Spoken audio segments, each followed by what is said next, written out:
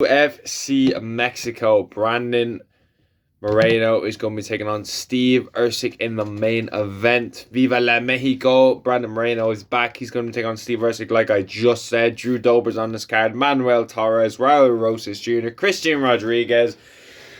It's a decent card. It's a decent card. You know how this works. We're going to be breaking down every single fight on this card. Quick fire picks up until fights we actually care about on the card. So let's get fucking straight into it. We got Michael Rajos versus Austin Hubbard. I actually do quite like Austin Hubbard. He's an underdog in this fight. I don't think Austin Hubbard's the worst bet in the world, but I am actually going to pick Austin Hubbard to get chinned in the second round. I don't really rate his stand-up the highest, and I think he does have holes in his stand-up to where Medras is going to be able to get a capitalize in, and I think he's going to be able to finish him on the feet. I think Austin Hubbard is quite limited, and I think he's just going to fucking lose. To be quite honest with you, I think he's going to lose. Next up, we have Jamal Emmers versus Gabriel Miranda. I'm going to go Emmers via second round TKO. I'm just going to get the top odds up real quick, but I actually think this card is quite good, and I do think they actually always get like a decent Mexico main event. They always get Brandon Moreno in the main event, actually. So I think it's quite a decent card, but featherweight bout here. I'm going to go with Jamal Emmers on this one. I think he's a little bit better here. I think he's going to be able to get this one done. I actually do quite like his striking. So I think he's going to be able to get this one done. Go with a second round TKO on this one, to be honest with you. But the last Mexico card was a bit kind of mid, simply because Brandon Royval and Moreno went to like a kind of a boring decision, 3-2 Royval on short notice as well. And that's when I was like, oh shit, is Moreno kind of finished at the top?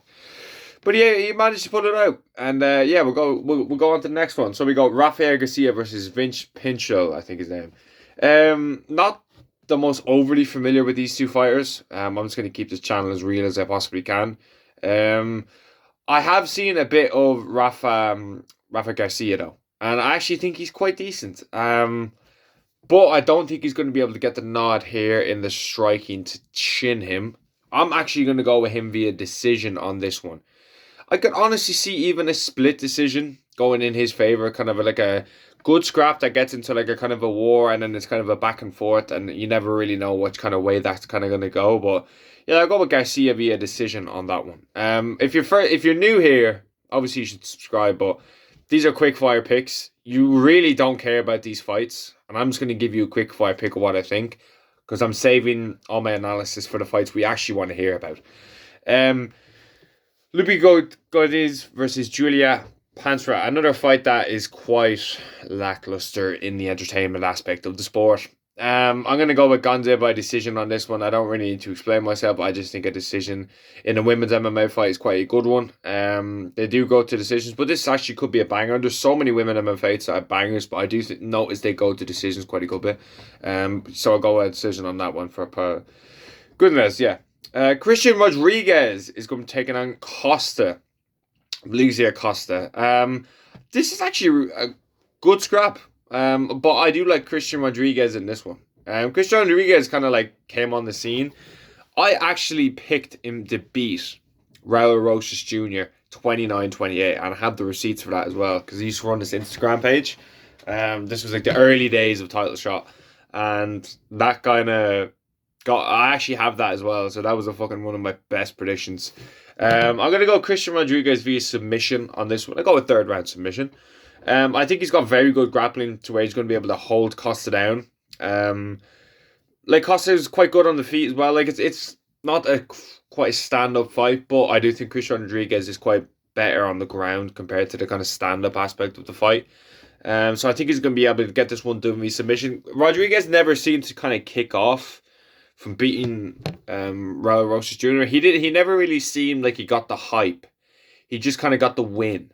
You know what I mean? It didn't necessarily seem like he took all of Christian or Raul Rosas Jr.'s fans with him, and people were like, oh shit, like I'm buzzing to see Christian Rodriguez fight now. Like he's friends with Anthony Pettis.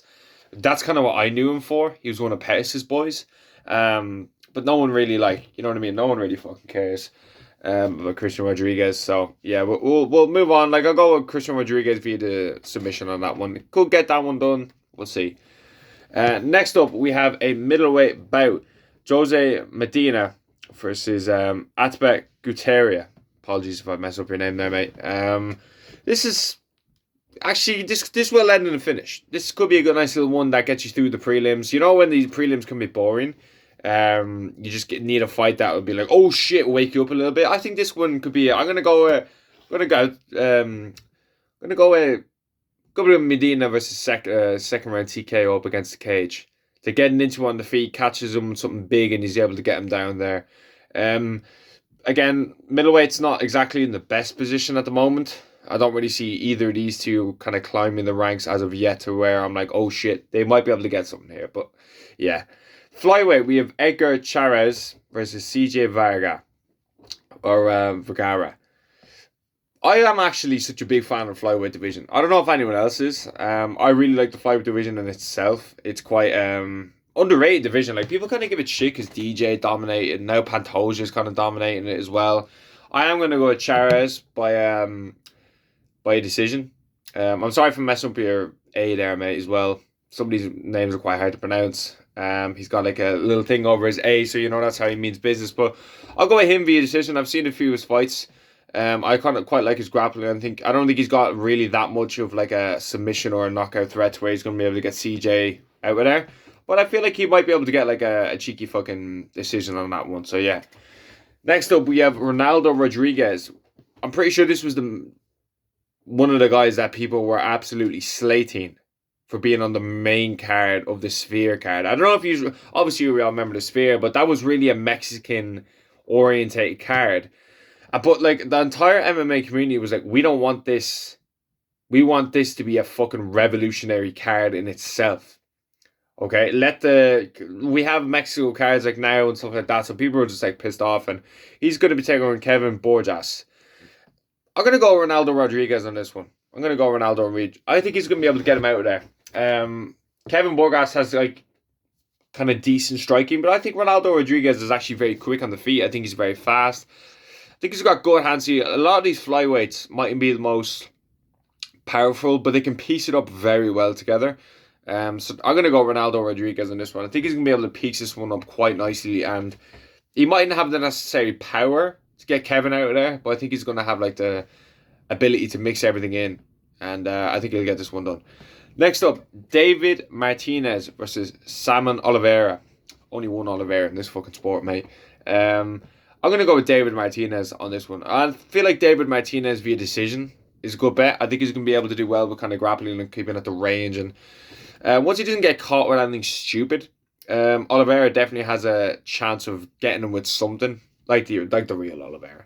Or the other Oliveira, I should say. He can wrap you up in something as well. So it's an okay fight. Again, no one's really going to be on the edge of the seat for this. So I'll go with Martinez via decision on this one. Raul Rosas Jr. versus Vince Morales. This is quite a good fight. I am a fan of this fight. Raul Rosas Jr. is going to smoke him. I think Raul Rosas Jr. is going to go in there and get this one done via first round submission. Listen, just because you lose one fight to a Christian Rodriguez does not mean you are a bad fighter. Does not mean you are a terrible fighter. Does not mean you won't ever be anything in this sport. It just means you lost a fight to Christian Rodriguez. And I think Raul Rosas Jr. was just getting way too ahead of himself with the fucking, I'm going to be the next triple champ and stuff like that. You know what I mean? Like, you need to kind of calm down here a little bit, mate. You know, you were 18 when this was all kicking off. And he kind of seemed to hit a wall. I remember watching that fight live. Like, that was tragic to watch. And but that was probably one of the best things that ever happened to him. You know what I mean? Like, imagine this guy coming up against like a Corey Sandhagen or something like that. I remember when he was kind of chatting all that. I want to fight this guy. I want to fight that guy. Like, it's good to kind of get your feet wet in the UFC first before you ever go near a top 10. Never mind these killers at the top, especially at bantamweight. We have the Yans, the Sandhagens, the Marabs, you know, all these O'Malley. You aren't ready for them. You weren't ready for them, and you aren't going to be ready for them for a while. They are at the top of the sport for a reason. They are the creme de la creme of the division for a reason. You have just started, and he kind of realised that after, I feel. So, best thing that ever happened to Raul Rosas Jr. was losing that undefeated record, losing that thing of, I'm 18, I'm going to go in there and just fucking fight for a belt. Against Aljo, who's the champion at the time, who would have absolutely squashed him. Okay, absolutely squashed him. But this is a nice little one to get him back on the path. Vince Morales is going to be a fish out of water. Like, he's in there to lose. Like, let's be completely honest with you here. I don't think he's a bad fighter by any means, but they're not going to put him on the Mexico card and let him lose. That's how I feel about this card. Next up, we have Kelvin Gastelum versus Joe Pyfer. Actually, a very good fight. And I'm very curious to see how this one actually goes, because Kelvin Gastelum, Joe Pyfer as well, they're kind of both like a bit underwhelming. Especially Joe Pyfer, okay? Joe Pyfer was like seen as like a really big star. And then all of a sudden he just loses a fight, and no one really seems to have that same level of hype for Joe Pyfer. I'm going to go on his Tapology real quick, but Kelvin Gastelum, we all kind of watched Kelvin Gastelum for fucking years. He's had some absolute bangers, but like, the dude just, like, he gets submitted by Sean Brady, you lose to Whitaker, you lose to fucking Darren Till. That was a very close fight as well, to be honest with you, the Darren Till one. People don't talk about that enough. Kelvin could have won that fight. Probably fucking should have won that fight. But yeah, Joe Pyfer, we'll go back to Joe Pyfer. He got a win on the, I think it was last summer or something like that. These things are loading here, but I think he lost to Jack Hermanson, I remember. It was Jack Hermanson. It was Jack Hermanson. This is probably over a year ago now. The hype train really kind of stopped, because he was like running through people like Gerald Mershart and things like that. And that's good if you're on the prelims, which he was. And that's good that he was able to get through those kind of fighters quite easily. But when you take up even Jack Hermanson, like, where the fuck is he anymore? Like, Jack Hermanson was like a staple in that division for fucking ages at middleweight. I honestly thought he was going to beat Darren Till when he was fighting him. He seems to have just absolutely ghosted, like, everyone.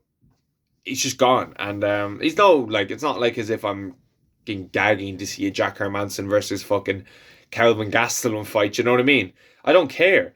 I'm pretty sure Jack Hermanson actually submitted him with like a leg lock, if memory serves. How does this fight go? I'm just rambling now about their old past, but how does this fight go? I think Kelvin could have success with the striking up close. Joe Pyfer is definitely going to be bigger. I might pick Joe Pyfer in this one. To be honest with you, I might pick Joe Pyfer in this one. I just think Kelvin Gastelum is quite hard to bet on in any fight anymore. Unless, like, in any fight, to be honest with you, like, you got absolutely fucking annihilated by Sean Brady. You kind of just really inconsistently welterweight, then you're middleweight again, or you're back up to middleweight, and I'm just like, mate, you need to kind of pick here. You're like Kevin Holland at this point. He's 29, he's 20-9, he's not getting any younger. He had his opportunity to fight for the belt. He had an absolute war with Adesanya. But I feel like that's all kind of Gastelum is known for, is losing to Adesanya, like, in an absolute fucking banger, regardless of what he's known for. Dude's actually done great things in the sport, and he's gone very far. Like, in fighting for an undisputed against Whitaker, which was originally scheduled for, got cancelled, is insane. Then you go to fight Adesanya in an interim fight that was one of the best fights you will ever watch. Fucking incredible, but that's all in the past now. I am picking Joe Pyfer in this fight now that I think about it. I just can't really bet on Kelvin Gastelum anymore, which is a bit shit because I really do like Kelvin Gastelum. But yeah, I'm going to go with Joe Pyfer via first round TKO on that one. I know it's a bit of an outrageous one that mightn't happen at all, but yeah, I'll just go with Joe Pyfer on that one. That might go to a decision actually now that I think about it. But I'll go with Joe Pyfer. Fuck it, I'll go with Joe Pyfer, getting him out there in the first. Next up, we have Drew Dober. Your fighter's favorite fighter. Drew Dober versus Manuel Torres. As much as I really like Drew Dober, I think this is bad fucking news. As much as this is a pick'em fight, I believe the bookies have this down to the wire. I'm going with Manuel Torres on this one. The thing about Drew Dober is Drew Dober's been in wars. Drew Dober's had it kind of like, he's always, the thing about Drew Dober is, as long as I have been watching him, okay, he has been so happy just being part of the division. He does not give a shit about fucking going for belts, climbing the ranks, fighting the best in the world. I think this dude is genuinely, literally just so happy to be part of 155. He doesn't care how many times he loses. He doesn't care how many times he wins. As long as he is fighting at 155, he is chill. Now, he could win this fight because Manuel Torres is coming off first round loss, I believe it is. I think that was on the O'Malley versus Merab card. One of those cards, anyway. I think it was Marab, the Sphere. It could be Chris Duncan, if I remember. Chris Duncan just got a nice win against Vucenic. But Dober, he picked up nice wins against like Bobby Green and stuff like that. I really wanted to see him versus Turner. I remember that was a fight I always wanted to see. He loses to like Moicano and kind of like a boring decision win for Moicano. It wasn't the most entertaining fight, but I could see Manuel Torres actually finishing. I could see Manuel Torres finishing fucking Drew Dober, to be quite honest with you. I just think Dober's really getting out of there now. Both fighters are like evenly matched, but Torres' aggressive striking and knockout power probably gives him the edge. Dober's definitely got more experience, but Torres' momentum. I know he's coming off a fucking loss, but he was on a good run there, and that could get him done. He was on like a 6 or 7 fight win streak before he lost his last fight, and he's been in the UFC for a while now, coming off the Contender Series as well. So I like him in this fight. I like Manuel Torres in this fight. It's not exactly an absolute barn burner, but this could be one where that crowd gets fucking hyped for the main event. So I'm going to go with Manuel Torres via 3rd round TKO on that one. Next up, we have Brandon Moreno versus Steve Erceg. When this fight first got announced, okay, I was honestly questioning, like, Steve Erceg, man. This dude is on a 2-fight loss streak.